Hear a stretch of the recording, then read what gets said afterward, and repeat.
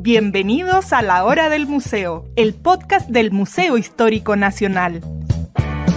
Identidad, cultura, patrimonio y más.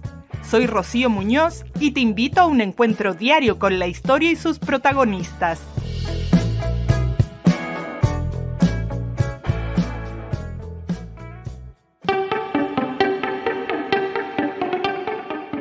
La Plata escribió la historia de América del Sur con fuego y sangre. El Cerro Rico de Potosí en el Alto Perú fue durante siglos la montaña más codiciada del mundo. Se dice que con la plata extraída de sus entrañas se podría haber construido un puente desde Bolivia hasta España. Miles de indígenas y esclavos africanos murieron en sus socavones, mientras el metal fluía hasta las arcas europeas y transformaba la economía global. Esa misma plata que enriqueció imperios también modeló las sociedades coloniales y republicanas de nuestro continente. En Chile, la plata fue un motor económico, símbolo de poder y distinción social. Brilló en los altares de las iglesias, adornó los cuerpos de las autoridades coloniales y republicanas y fue insignia de prestigio entre los lonco mapuche. Cada objeto de plata contaba una historia de jerarquía y pertenencia, pero cuando se agotaron los yacimientos y el oro reemplazó a la plata como patrón monetario, comenzó el declive. Las minas fueron abandonadas, los asentamientos mineros cayeron en ruinas y solo los objetos sobrevivieron como memoria material. La exposición Plata, Lujo y Ruina recupera esta historia olvidada. Reúne platería religiosa, joyas mapuche y piezas de colecciones patrimoniales junto a obra contemporánea de artistas chilenos. En un diálogo entre el esplendor y la decadencia, entre lo que brilla en los museos y lo que queda en el olvido.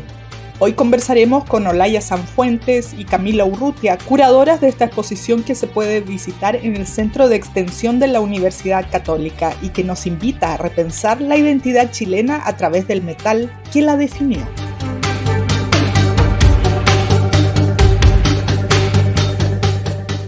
Bienvenida Olaya, Camila, qué gusto tenerlas aquí en La Hora del Museo. Gracias por aceptar esta invitación a conversar que hacemos desde el Museo Histórico Nacional.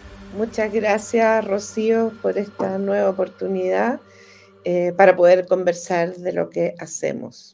Gracias, Rocío, por la invitación. Bueno, un placer tenerlas aquí para que nos cuenten sobre esta exposición que se puede visitar en la Universidad Católica y en plena Alameda, en el Centro de Extensión, que se llama Plata, Lujo y Ruina. Me llamó mucho la atención el título, que ya quiero que hablemos de eso.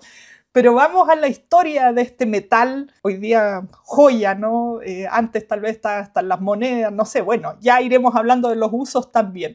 Pero vámonos a esta historia de la plata aquí en nuestro continente o en nuestra zona, Sudamérica. Siempre está la historia de que vinieron los conquistadores y se llevaron todo el oro y toda la plata y como que solo aquí había este material.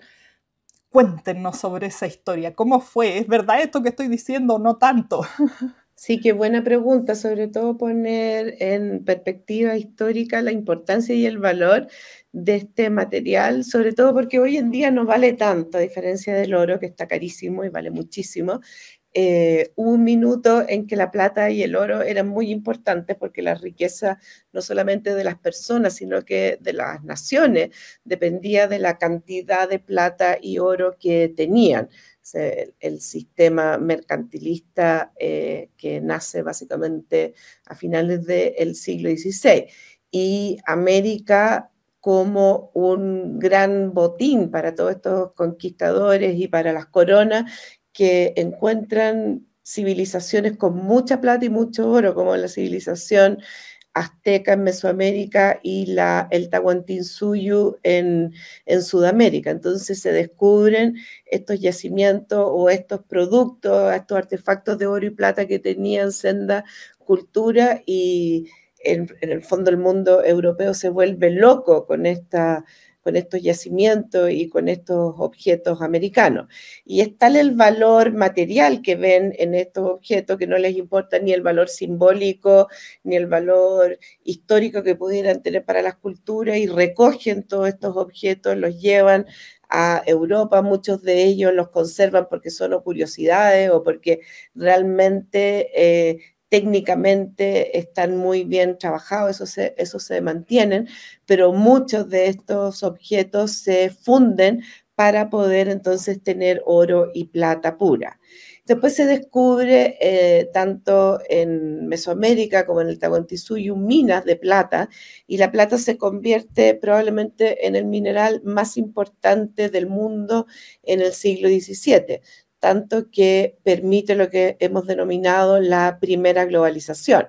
La plata de América llega hasta China, que no tiene plata y depende entonces de este mineral para su propia economía, y a cambio de esta plata llegan a América y al resto del mundo objetos muy finos chinos, como la porcelana, como la seda, como las especies, y a través de un sistema de transporte marítimo que devino llamarse el Galeón de Manila, todo el mundo se ve conectado, porque la plata americana llega por el Pacífico a China, y luego desde China llegan las especies, llegan estos objetos que después cruzan el canal, no el canal, perdón, cruzan Panamá, el canal es mucho posterior, y llegan entonces a el resto del mundo. Entonces, claro, siglo XVII, siglo XVIII, la plata transforma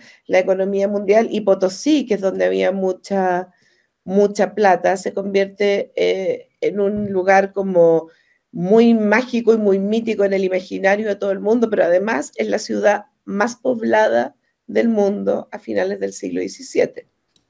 Y bueno, y después vienen otros ciclos de plata importantes donde también Chile va a tener su propia historia de riqueza, de lujo y de protagonismo, que no sé si Camila puede hablar algo de eso. Claro, o sea, lo que dice Olaya es súper importante, porque en el fondo la plata como materia, ¿no? Cuando pensamos en esta exposición, la idea era hacer algo sobre la plata, ¿no? Pero la plata en tanto materialidad, ¿no? Porque justamente a raíz de la historia que cuenta Olaya, ¿no? Como algo que movilizó y que conectó espacios muy diversos. Entonces tomó, como estaba conectando, ¿no?, espacios tan diversos, movilizó cosas muy distintas y procesos diversos en distintos lugares. Entonces, claro, nos focalizamos principalmente en el ciclo, tal vez el ciclo de la plata más famoso de Chile, de nuestra historia republicana ya, ¿no? En el fondo, cuando ya somos nación, y que son las minas que están cerca de la zona de Copiapó, ¿no? Principalmente nosotros hicimos un terreno y fuimos a ver las ruinas de las minas de Chañarcillo y Tres Puntas, que fueron lugares que entregaron mucha riqueza en un periodo de tiempo bastante acotado, ¿no? Y hicieron surgir esa región y surgir un poco también el país, ¿no? O sea, en el fondo la vida republicana estuvo sostenida un poco por este potencial económico que significó encontrar estos yacimientos de plata, ¿no? Uh-huh. Entonces, pensando en la exposición, digamos, ¿no? Tomamos la materialidad, fuimos al lugar, comillas, donde esta historia se ve más, porque no es el único lugar, ni las únicas minas de plata en Chile, pero sí un espacio desde donde se podía entender cómo comenzaba a circular y las cosas que se organizaban alrededor del metal. Y aquí tengo una duda yo, porque también está la platería mapuche, yo no sé si es de esa época, es previa, ya los mapuches conocían la plata antes de que llegaran los conquistadores. ¿Cómo se cruza ahí esa historia? Es probable que sí hayan conocido la plata antes de que llegara, o sea, porque en el fondo la plata la trabajaban en América precolombina las otras culturas, ¿no? Y habían contactos como Sin embargo, yacimientos de plata en el sur no habían. Entonces, el principal empuje para el trabajo de la minería, de las joyas de plata en la cultura mapuche vino con el contacto con Occidente. O sea, primero los españoles, que llegaron con sus propias cosas, objetos de plata y monedas de plata, y a continuación, en el fondo, cuando ya somos República de Chile, con las cosas que se fabrican o que llegan acá y circulan de plata, principalmente algunos objetos y sobre todo las monedas. Es interesante lo que dice Camila, porque los mapuches sí conocían la plata, no de la forma que ha llegado a nosotros, porque la platería mapuche más importante, o sea, que ha pasado más al estatus de patrimonial e histórico, es la del siglo XIX, pero ellos sí conocían el trabajo de la plata por estos contactos que dice Camila, y en el mundo precolombino sudamericano habían grandes plateros y orfebres, como por ejemplo la cultura chimú, los mismos incas, entonces eso también hay que pensarlo como una continuidad y una experticia que después es importante para entender los nuevos objetos que tienen que producir las culturas americanas para los nuevos fines que la civilización occidental trae consigo. Claro, estos usos. Y me quedó dando vuelta esto que Potosí llegó a ser la ciudad más poblada, sí, ¿no? sí. Hoy día que es Más como que tan París. pequeña. ¡Wow! Bueno, es como, no sé, donde está pienso Abu Dhabi, que es la ciudad hoy día más moderna del mundo, Dubái, claro, porque ahí está el petróleo, como para hacer un símil, poder entender un poco, ¿no? Vámonos a la exposición en sí. ¿Cómo parte esta historia? ¿Cómo armaron el relato? No sé si es cronológico, si tiene que ver con una razón más estética. Y además yo estuve viendo con una forma de exponer muy peculiar, que nunca había visto. Sí, la verdad que la exposición es muy bonita y el montaje realmente da cuenta de lo que quisimos decir. En el fondo, en términos institucionales, esta exposición parte del Centro de Estudios Interculturales e Indígenas, que en su cometido de vincularse con el medio también hace exposiciones y queríamos hacer algo de arte, pero que también vinculara y utilizara objetos de las propias colecciones de la universidad. La Universidad Católica tiene muchas colecciones de distinta índole y lo que queríamos era una exposición que no solamente mostrara objetos bellos, que está lleno en la universidad, sino que también dialogaran estos objetos en relación a un concepto y a una experiencia que nos hiciera reflexionar, no solamente que tuviéramos una actitud de admirar los objetos, sino que también los objetos nos dejaran pensando sobre realidades que son más grandes que los objetos mismos, sino que son también antropológicos, históricos, y que nos hablen de aquellas cosas que queríamos hablar también cuando hablamos de interculturalidad, cuáles son los distintos valores asociados a objetos, que no siempre son los occidentales que creemos que son dados y que nadie más los discute. Entonces eso era uno de los objetivos de la exposición, pero también no solamente hacer estos alcances interculturales, que no todas las culturas se relacionen igual con los objetos y con las materialidades, sino que también que tuviera una profundidad histórica, que ver que este material y estos objetos han tenido distintos regímenes de valoración a través del tiempo, que lo que para nosotros hoy, por ejemplo, Chañarcillo es una ruina, en un momento fue un lugar fundamental y que sí es importante en la historia de Chile, porque aparecen los libros de historia. A mí me lo preguntaron en la preaptitud académica, estoy mostrando el carné hace muchos años atrás, pero que sí se estudia hoy en día en historia. Tú estás ahí en Chañarcillo y dices, no puedo creer que esto haya sido tan importante para la historia de Chile, que haya ayudado a financiar la guerra de independencia, que haya sido pero fundamental para financiar el Estado portaliano, y hoy en día no es patrimonio, porque patrimonio es algo que cuidamos, que valoramos hoy en día. Hoy está hecho una ruina y da pena. Entonces, en el fondo, reflexionar sobre todo esos intersticios, esa incoherencias que a veces ocurren y que fuera a través de los objetos. Partimos desde el material y el material adopta distintas formas, ¿no? Y tiene como este lugar de origen.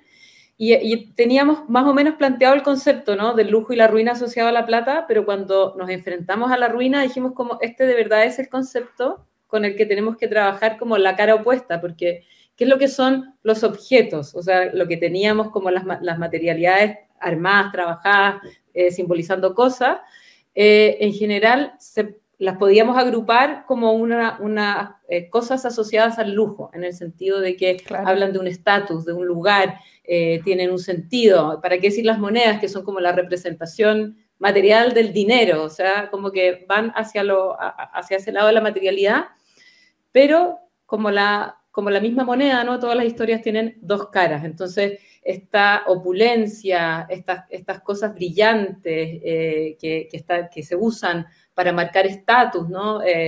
pensando incluso porque hay objetos que son utensilios, ¿no? Como los cubiertos de plata, la basinica de plata, ¿no?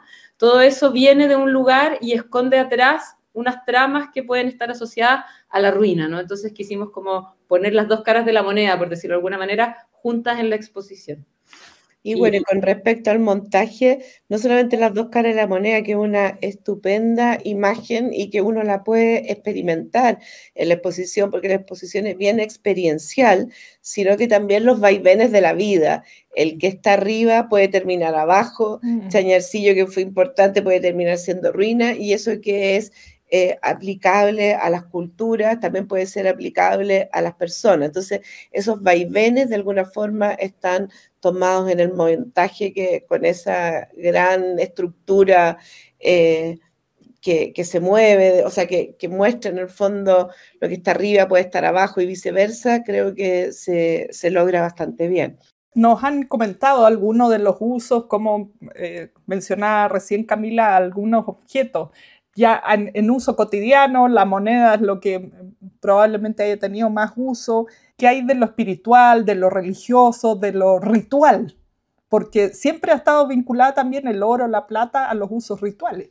Tal cual, sí, o sea, en el fondo también es parte, nuestra propuesta fue reunir todos los objetos en un mismo plano, ¿no? Porque eso promueve tal vez una lectura menos encapsulada, sino que vincular que las experiencias son comunes también, ¿no? O sea, en el fondo, porque el objeto que sirve para montar el caballo, por ejemplo, las espuelas mapuches, que son, podríamos decir que es un utensilio, pero no es solo un utensilio cuando está armado y fabricado de esa manera, ¿no? Tiene más propósito, ¿no? Entonces, efectivamente hay algunos objetos que están asociados solo, comillas, a lo espiritual, pero también habitar el mundo de una manera como que conlleva, ¿no?, algunas formas de pensar en las relaciones con lo material y también en cómo nos desenvolvemos en las creencias, ¿no?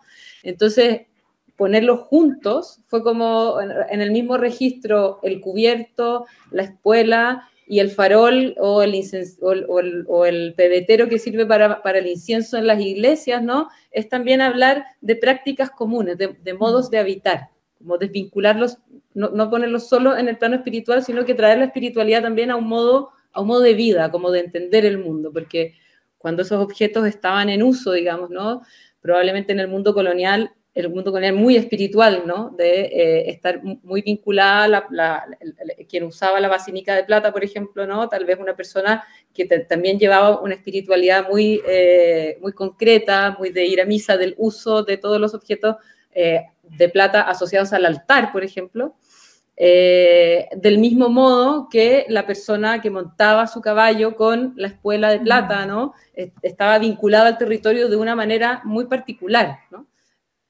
No sé Quiero agregar algo para complementar lo que dice Camila, para agregar también una información importante a la exposición.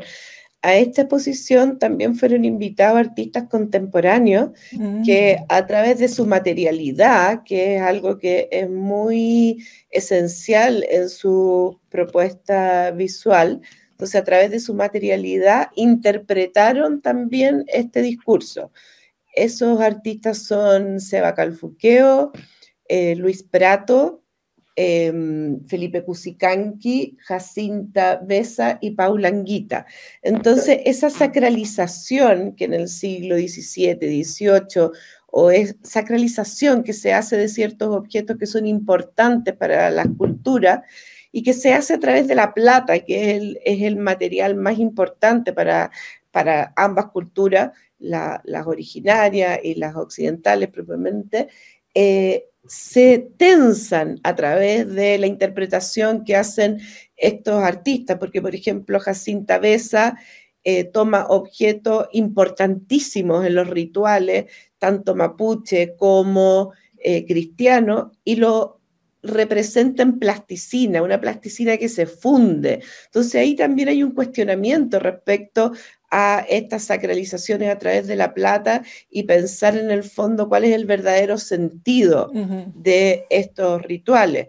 Lo mismo hace la Seba Calfuqueo cuando un objeto de plata lo transforma en su propuesta a través de la porcelana. Entonces hay un cuestionamiento constante de las cosas que uno ha heredado como dadas, incuestionables, a través de otras materialidades de los mismos objetos y los mismos objetos también en contextos de ruina y no de lujo. Entonces son muchas las lecturas. Qué impresionante esto, cómo le sacamos como este entramado y ya pierde este valor del que hemos hablado. Quería volver un poco aquí a la historia, a propósito de todo lo que nos han comentado. Volvamos de nuevo al siglo XIX, época de la República, como nos decía Camila, está en este lugar que ustedes fueron a visitar, a ir a terreno allá, Chañarcillo, las minas de plata de Chañarcillo. ¿Cómo es que esto, que algún día fue como el gran producto mundial, o lo que le dio todo el progreso, voy a decir entre comillas, a América, se vuelve una ruina? Deja de ser importante aquí en el caso de Chile, esas minas dejan de operar, hoy día están sin cuidado. ¿Cómo se fue dando este declive de la plata? Y partíamos diciendo, ¿no? Hoy día no vale mucho la plata. Y es parte de lo que conversábamos recién, de esto de quitarle un poco el entramado. Es importante, una plasticina es más valiosa, menos valiosa. Claro, exacto. Bueno, porque la plata como material en el fondo, como soporte del sistema económico, va perdiendo lugar. O sea, en el caso particular de las minas, se cierran porque se acaba la plata, digamos. O sea, esas minas son explotadas hasta que ya no hay más. No quedó más. Y ese fue la principal razón de su abandono. O sea, como una mina abandonada, como el lugar de donde ya no queda nada. Pero además, en paralelo, en el fondo también, como evolución de este sistema ya más interconectado, en el fondo el patrón bimetálico se fue cediendo a un patrón basado en el oro, ¿no? como soporte material del dinero, y eso ha pasado la frontera ya a donde nos encontramos hoy en día, que el dinero en el fondo está basado en la confianza, ¿no? En que todos confiamos que las cosas valen lo que valen, pero no hay un tercer factor, ¿no? que se ponga como para comparar y decir esto es lo que valen las cosas. Bueno, entonces son como varios procesos en ese sentido. Y otra capa que me parece interesante agregar a lo que dice la Camila es que también Chile siempre ha dependido mucho de su producción mineral para financiar muchas cosas y nuevamente para enriquecer a algunos a costa de la invisibilización de otros, porque si bien la plata enriqueció a muchos, se basó, por ejemplo, en Potosí, en el trabajo casi forzado de muchos indígenas, y en el caso de Chile también ocurre lo mismo con el salitre, que trajo tanto dinero, tanta riqueza a Chile, pero las condiciones de trabajo de mucha gente en la salitrera era terrible. Y hoy en día yo me atrevo a decir que el cobre, que también trae riqueza a este país, también tiene las condiciones de trabajo, que hay algunos accidentes que nos muestran que no siempre son las más nítidas y buenas del mundo. Entonces, hay también ahí una profundidad temporal que es interesante traer a colación. Claro. Y que pusimos igual, o sea, en la entrada de la exposición, nuestras manos que aparecen como las manos de trabajador, no son de un trabajador de las minas de plata, que no tenemos ese registro, pero sí de un trabajador pampino, porque en el fondo quisimos hacer, como dice la Olaya, ¿no? Traer también ese trabajo como permanente que está atrás medio invisibilizado, atrás de la riqueza, digamos. Vámonos a la investigación de la historia de cada objeto, que eso nos gusta mucho porque uno va y mira a veces vitrinas sin entender mucho. Es un objeto, es lindo, feo. Si nos quedamos como en la primera capa nomás, si uno pasa lo rapidito. Pero cada una de estas piezas tiene su propia historia, que ayudan a armar esta gran historia que nos están compartiendo hoy día. Nos contaban cómo fue pensado el montaje, cómo va este relato de la exposición.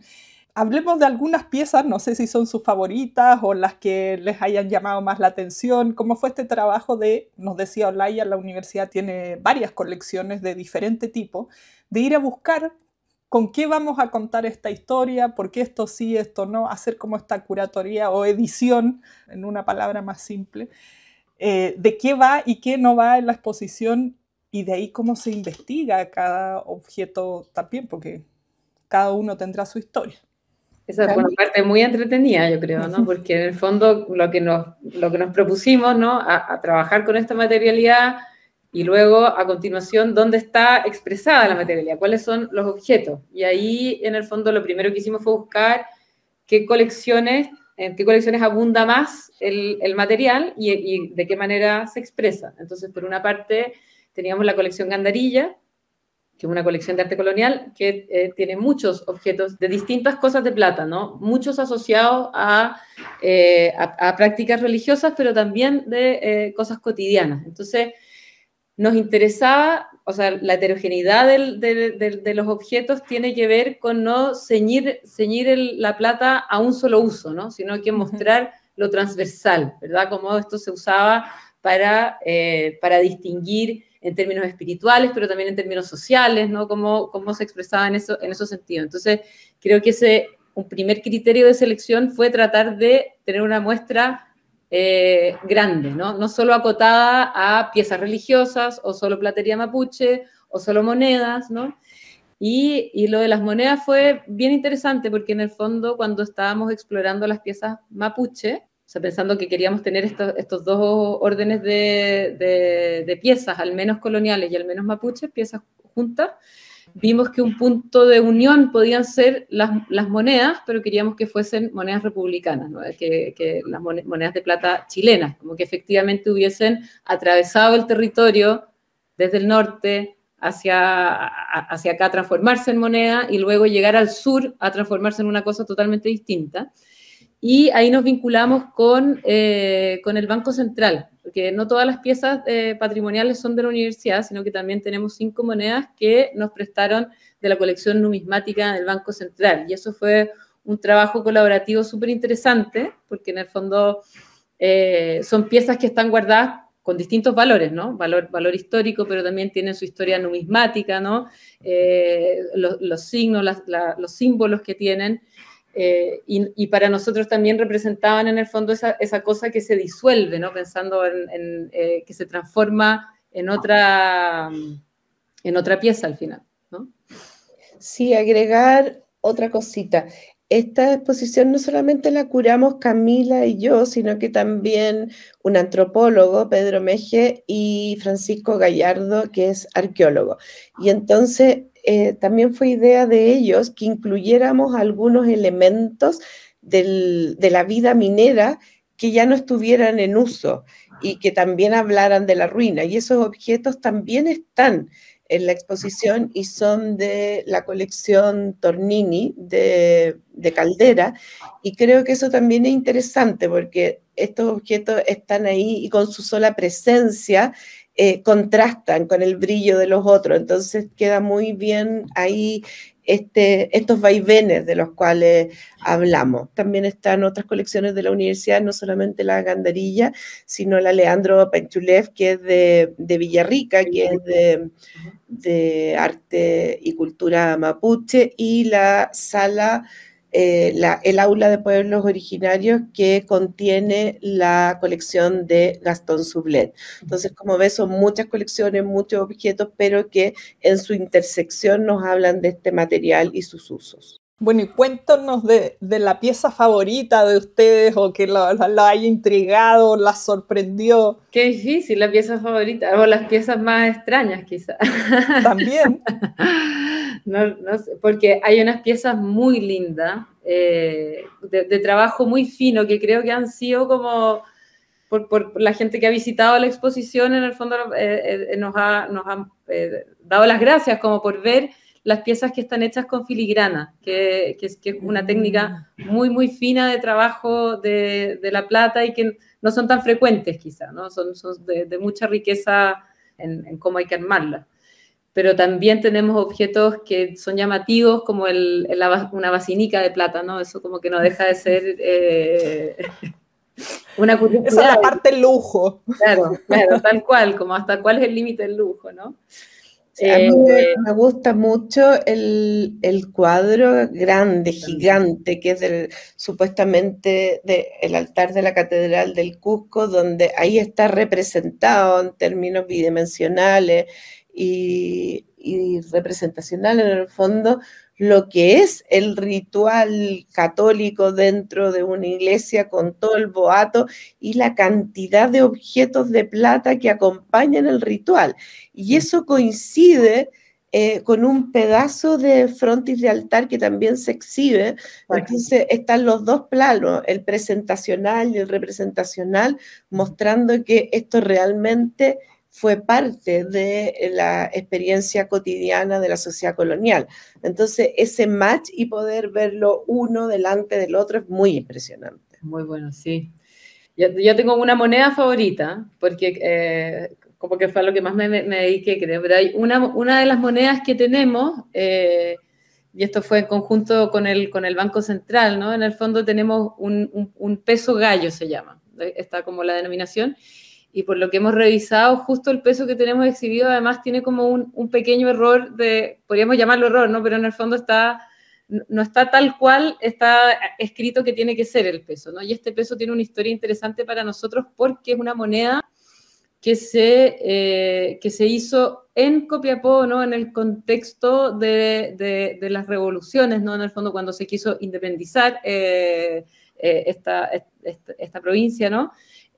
Y es como una expresión material muy concreta del poder al que llegaba la minería de la plata, ¿no? Como forjaba su propia moneda, digamos. Aquí estamos a ese nivel. Claro. Y el peso gallo lo hizo un descendiente de Miguel Gallo, que fue el que comenzó la explotación de la mina en Chañarcillo con Juan Godoy, que fue quien la descubrió, ¿no? Este personaje que descubrió la mina acudió a Miguel Gallo, que era como un antiguo patrón de él, alguien para que él acarreaba como insumos, ¿no? Y fueron juntos como socios para explotar la mina. Entonces esta moneda es como el signo máximo de poder de este lado de la familia Gallo, mientras que Juan Godoy estaba pero caído en el olvido completo, una historia muy distinta. Como que tiene... Oye, quiero agregar que también hay piezas audiovisuales que son súper interesantes. Nosotros fuimos a esta experiencia de ir a Tres Puntas y a Chañarcillo con dos artistas audiovisuales, Javier Correa y Vicente Fernández, y ellos filmaron las ruinas, las líneas del tren, con drones estuvimos viendo también el camino del Inca con su geometría, pero inabarcable porque era enorme, eran extensiones de extensiones. También registraron los ruidos del viento, de las pisadas sobre las ruinas de Chañarcillo, y eso está en la exposición y son actores bastante protagonistas de la experiencia. Totalmente. Están también como envolviendo la experiencia. Entonces, también son piezas que hay que relevar porque son muy interesantes de experimentar. Es cierto, o sea, toda la producción asociada a la exposición, o sea, en el fondo nosotros propusimos estas piezas, pero los trabajos de los artistas y estos trabajos de video, en el fondo son una potencia bien importante en la experiencia de la exposición, de todas maneras. Bueno, y estos formatos que ya no solo, como yo decía, una vitrina con un objeto, sino que se entremezclan muchos relatos a la vez y se puede ir armando esta historia que no es siempre tan estática. Sí, tal cual. Olaya, Camila, se me pasó muy rápido esta conversación. Antes de despedirnos, ¿hasta cuándo va a estar abierta esta exposición para ir a verla? Y si tienen actividades a lo mejor asociadas a la exhibición. La exposición está hasta el 15 de enero y tenemos un conversatorio porque tuvimos una actividad asociada, como invitamos a investigar algunas piezas y mañana tenemos el conversatorio con los resultados. Es muy entretenido porque invitamos a estudiantes de la universidad a que ellos interpretaran desde su disciplina los objetos. Entonces, y tenemos gente de construcción civil, de arqueología, de ingeniería. ¡Qué variado! Y es muy interesante ver cómo se despierta la imaginación. Exacto. Y el abordaje disciplinar. Entonces, está muy interesante ver cómo los estudiantes trabajarían estos objetos. Claro. Yo le estuve siguiendo la pista de eso a través de las redes sociales. Me dio curiosidad este llamado que hicieron. Lo más inspirador que te puedes imaginar. Es muy entretenido, claro, y mañana tenemos eso, que tal vez es muy encima para este programa avisarlo, y luego en enero un conversatorio con, aquí invitamos a comillas especialistas, ¿no? Como más, en vez de abrir convocatoria de propuestas de investigación, invitamos a un conversatorio de especialistas para hablar desde distintos ángulos sobre la historia de La Plata. Entonces, va a venir un historiador económico de la Adolfo Ibáñez, que nos va a hablar sobre la historia de La Plata en América en general, ¿no? Como todo esta, y cuál es el espacio de La Plata en Chile también en particular. Vamos a tener a Margarita Alvarado, que nos va a hablar sobre la platería mapuche, y va a estar una profesora de química de la universidad que nos va a contar sobre las cualidades químicas de la plata y por qué se puede transformar en tantas cosas, ¿no? Como por qué ha sido a través de la historia tan importante para distintas civilizaciones. Entonces vamos a estar como complementando y no tenemos cerrado, pero probablemente vamos a contar con un joyero mapuche también, que va a estar ahí contándonos de como todavía la expertise de la platería. Bueno, ahí para estar atentas a las redes sociales, yo ahí he ido siguiendo todos estos detalles que nos contaban, así que esa tremenda charla con estos expositores súper interesante desde otras esferas. Camila Olaya, muchas gracias por compartir con nosotros este hermoso trabajo que da vida a Plata, lujo y ruina. Gracias a ti, Rocío, que tengas buena tarde. Muchísimas gracias, Rocío, te pasaste. Esto fue La Hora del Museo, un encuentro cotidiano con nuestra historia, el podcast del Museo Histórico Nacional.